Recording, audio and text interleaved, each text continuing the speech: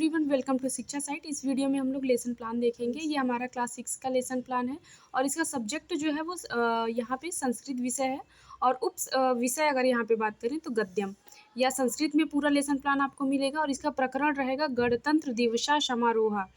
तो चलिए सबसे पहले यहाँ पे हम लोग पाठ्य योजना संख्या डालते हैं। जो भी पाठ्य योजना नंबर होगा उसको डालेंगे। उसके बाद कक्षा, दिनांक, कालांश, दिवस और विषय और अवधि, जिस क्लास के लिए आप लेसन प्लान बना रहे होंगे वो लिखेंगे।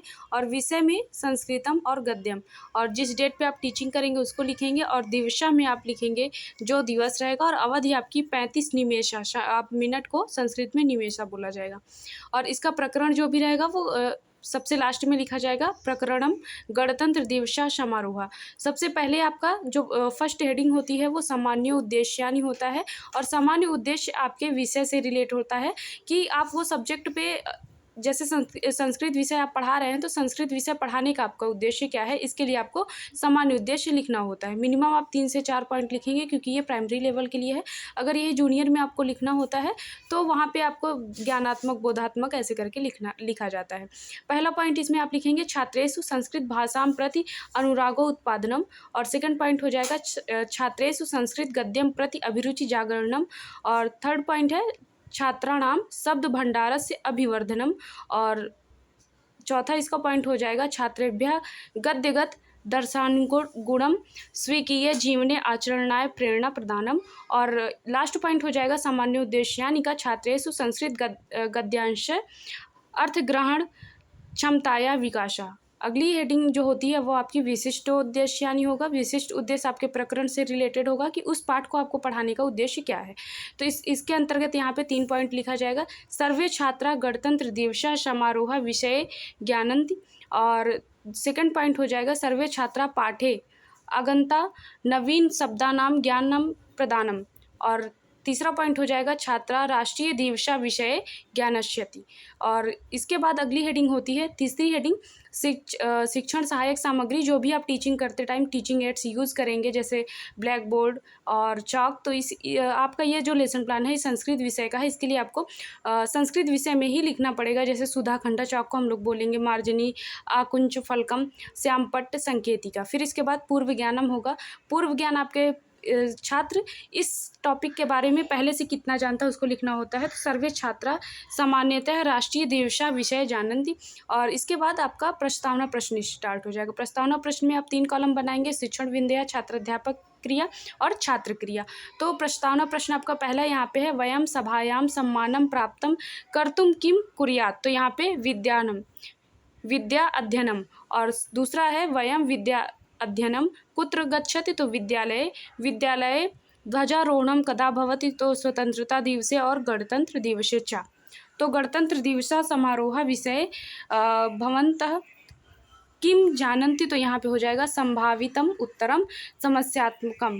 तो यहाँ पे आप डैश करके भी छोड़ सकते हैं। फिर इसके बाद उद्देश्य कथनम। उद्देश्य कथनम के अंतर्गत आप लिखेंगे यहाँ पे प्रियांश छात्रा अयम वयम गणतंत्र दिवसा समारोह विषय विस्तृणेन अध्ययनम करिष्यामः। फिर इसके बाद आपका स्पष्टीकरण यहाँ से स्टार्ट हो जाता है। उद्देश्य कथनम के बाद स्पष्टीकरण आपका होगा या प्रस्तुतिकरण। तो इसमें आपको 3 कॉलम बनाना है, शिक्षण विंध्या, छात्राध्यापक कथनम और छात्र कथनम।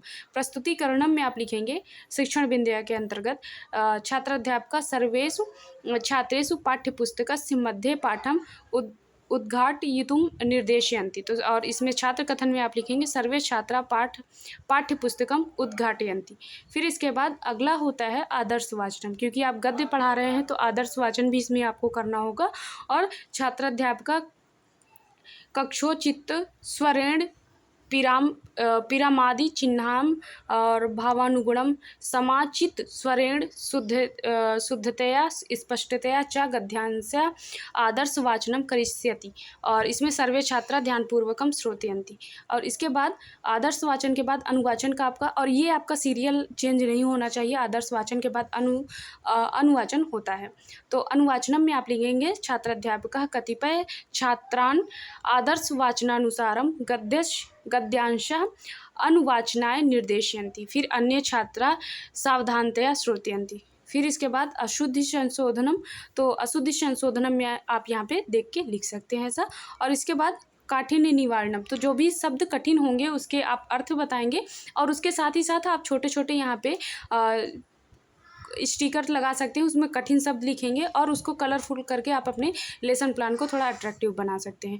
फिर इसके बाद आपका मौन वाचन, लास्ट में आपको मौन वाचन करना होता है। छात्राध्यापक सर्वान् छात्रान् मौन वाचनाय निर्देशयति स्वयं च कक्षाया निरीक्षणम करिष्यति। फिर अगला है विचार विश्लेषणम स्पष्टीकरणम च छात्राध्यापकः गद्यांश और विचार विश्लेषणार्थम छात्रान् कतिपय प्रश्नान् पृच्छयति।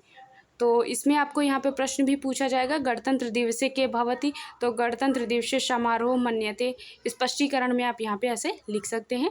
और इसके बाद लास्ट में आपका स्पष्टीकरण समाप्त होने पे बोध प्रश्न लिखेंगे। तो बोध प्रश्न, राष्ट्रीय पर्वस्य नामानि वदन्तु, तो जो भी आपका यहाँ पे राष्ट्रीय पर्व है उसके नाम छात्र बताएंगे, तो उसे आप छात्र क्रिया में भी लिख सकते हैं।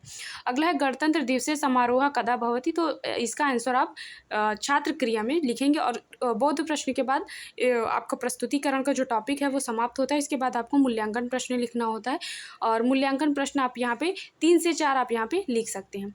और मूल्यांकन प्रश्न के बाद आपका यहाँ पे गृह कार्य हो जाता है। गृह कार्य में आप कुछ मिलान कीजिए, फिल इन द ब्लैंक्स, या कोई भी प्रश्न आप दे सकते हैं, या गणतंत्र दिवस का चित्र बनाने के लिए भी आप वहाँ पे बोल सकते हैं। तो ये लेसन प्लान यहीं पे समाप्त होता है। किसी और टॉपिक पे आपको लेसन प्लान चाहिए तो आप लोग मुझे कमेंट बॉक्स में बता सकते हैं।